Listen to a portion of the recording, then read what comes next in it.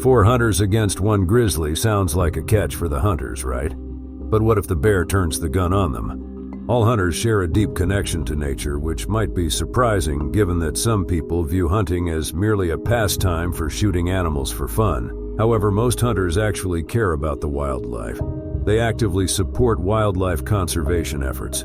Other than being a sport, responsible hunting serves as an effective way to maintain animal populations and regulate the ecosystem. In addition to having the satisfaction of being called environmentalists, hunters also experience heartfelt connections with the wild when they are so close to them. But some animals might not like snoopers, and grizzly bears are one of them.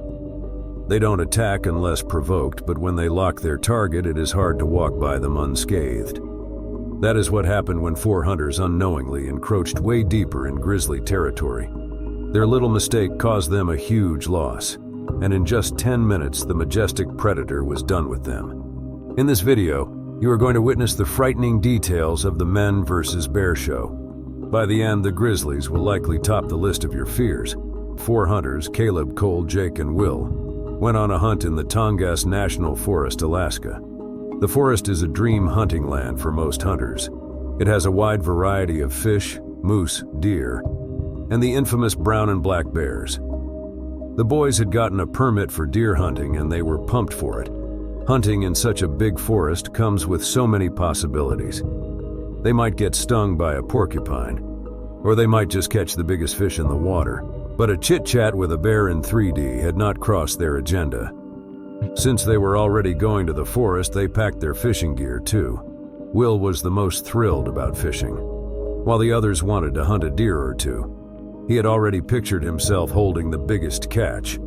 It was hot, so they waited till noon for the sun to go down a little. Around 3 p.m. they set off on their expedition. Caleb and Cole were carrying rifles. They were trained rifle shooters. Will and Jake carried shotguns. While not as skilled as Caleb and Cole, they still knew their way around firearms. The boys were confident that by the time they left the forest, they would be satisfied by the take. This confidence was backed by 3 years of experience. They had been hunting in local parks and indoor ranges. They had been friends since college, and every summer they would go to different hunting parks to polish their skills. And now they considered themselves better than amateurs.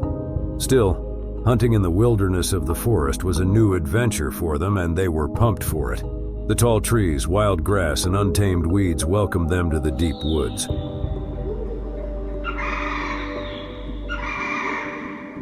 With each step, the sound of their boots crunching through the undergrowth mixed with the distant chirping of crickets echoed.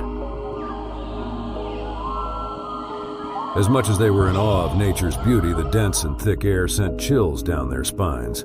The sun was still up, but the sunlight couldn't get through the deep canopy of trees. They shared a knowing look and quietly walked ahead to find a clearing. Their steps were cautious. They did not want to scare off any creatures. The first few minutes went by, and the tension was somehow relieved, mostly because they met a group of tourists who were almost their age and said great things about the forest. They walked for almost an hour before Will gave up and sat on a big tree log. The others also accompanied him. They chatted there for some time, but Caleb insisted they kept on going if they wanted to have a catch before sunset. So they resumed the hunt. It was almost 5 p.m. and they had not seen even one deer anywhere. At some point, Will thought all the deer had planned to hide from them. The 4 heads turned at every slight rustling of leaves or snapping of twigs, only to find a squirrel or a frog. The disappointment was visible on their faces when Will came close to them and whispered, "Don't shout or move too fast. There is a big deer at our left." Without making a single sound, the boys turned on their heels. Caleb swiftly set his hands on the rifle and aimed it at the deer. Before the muffled pop of the silencer-equipped rifle could make its way through the air, the deer sensed the threat. Its ears twitched, and with a sudden burst of energy, it bolted away, vanishing into the thick forest.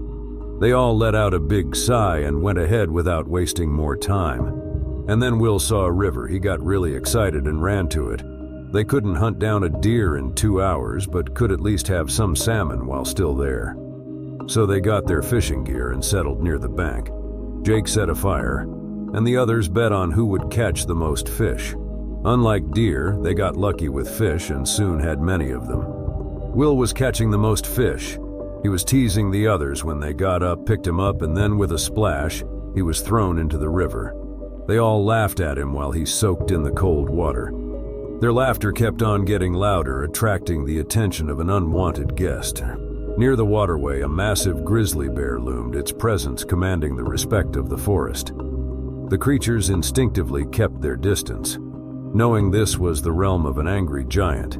But the hunters were unaware of the bear's dominion and had wandered too close.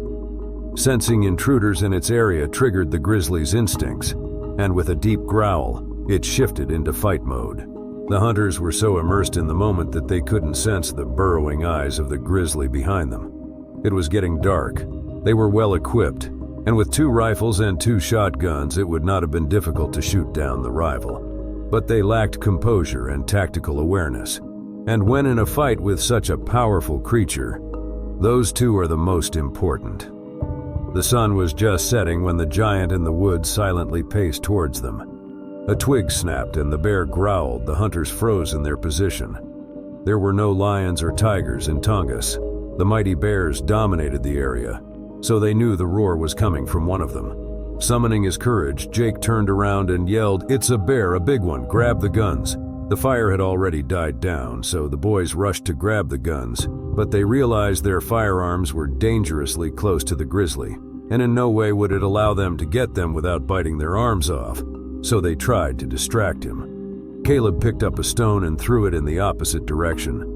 He thought the giant might be inclined to play fetch like his dog, but another roar proved him wrong.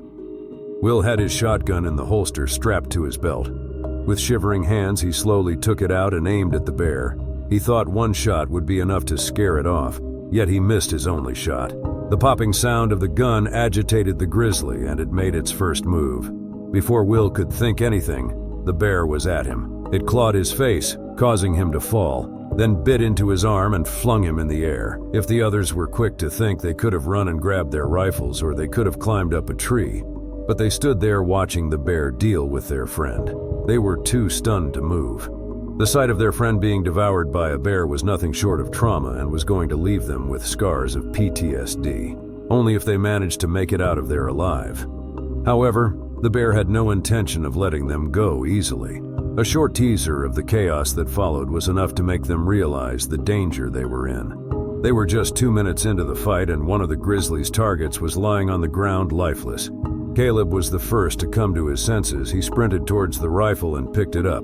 Aiming it at the bear, he pulled the trigger, only to realize he had taken the cartridge out when he set it near the tree. He cursed the moment he had done so and rushed to his bag to find the cartridge. But with clammy hands, it was tough to find it. Then he saw the giant charging in his direction on all 4 limbs. He wanted to get up and run away, but with the speed the bear was striding towards him, it would have been no use. As it reached him, he tightened the grip on the rifle and hit the bear in the face with its butt. Apart from annoying it even more, the small rifle did nothing to it.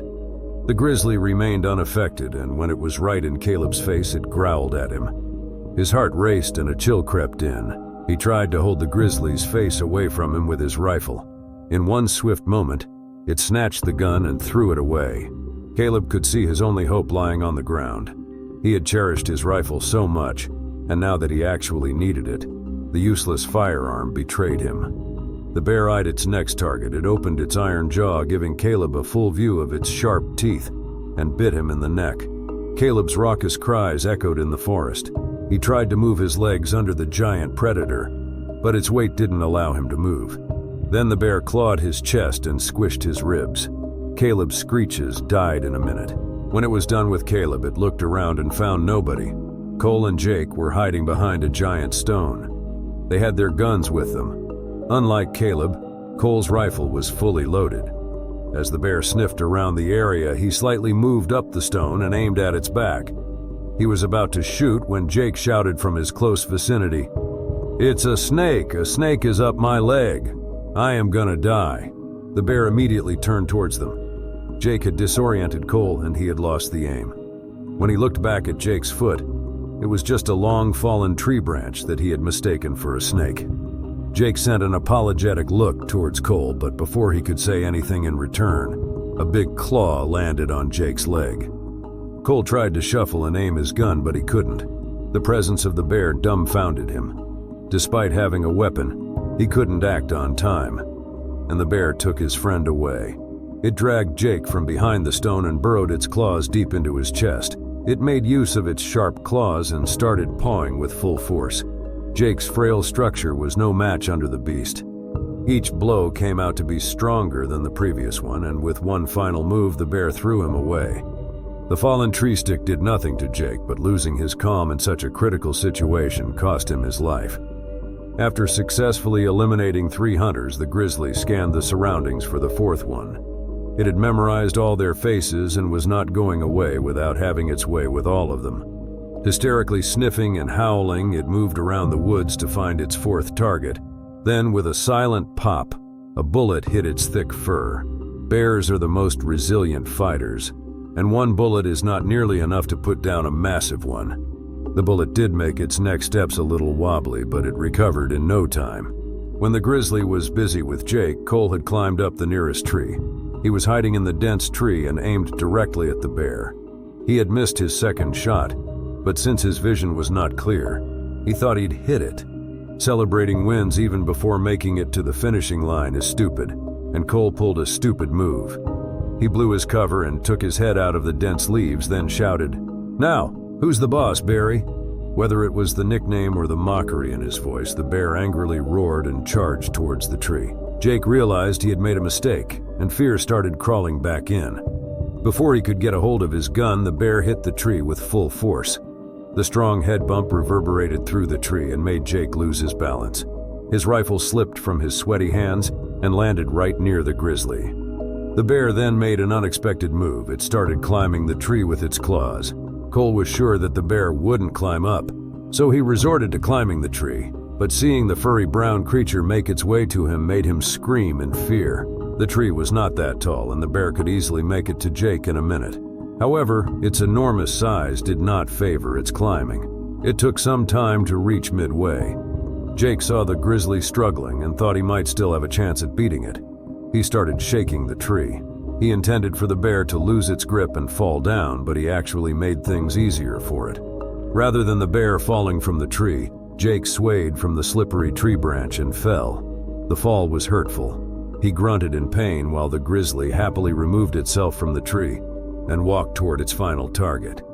It was about to end the show and wanted to do so gracefully, so it fiddled with Jake's arms. And then it held him in its jaw and slammed him down. Then it stepped on his stomach.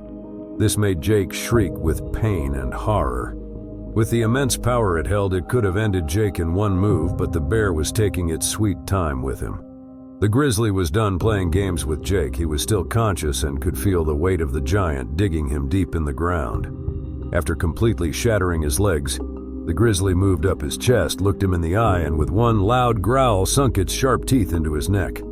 The roar was followed by an eerie silence, since all 4 of them now lay there lifeless.